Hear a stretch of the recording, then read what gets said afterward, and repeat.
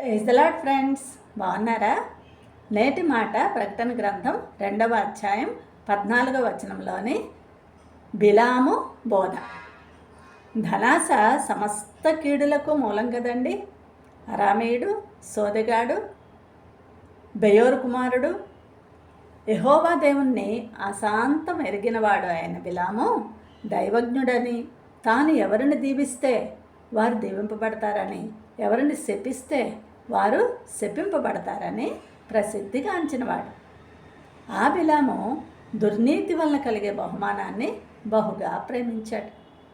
సంఖ్యాకాండం 22 నుంచి 24 అధ్యాయాల్లో ఉన్నట్లు యెహోవా దేవుని ప్రోద్బలంతో మోయాబు మైదానంలో మోహరించిన ఇశ్రాయేల్ జనాంగమును దీవించాడండి.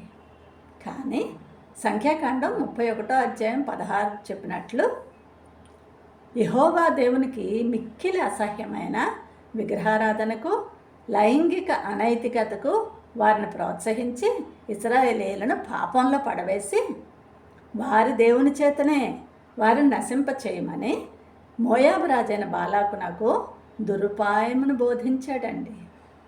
పర్యవసానం ఏంటో తెలుసా?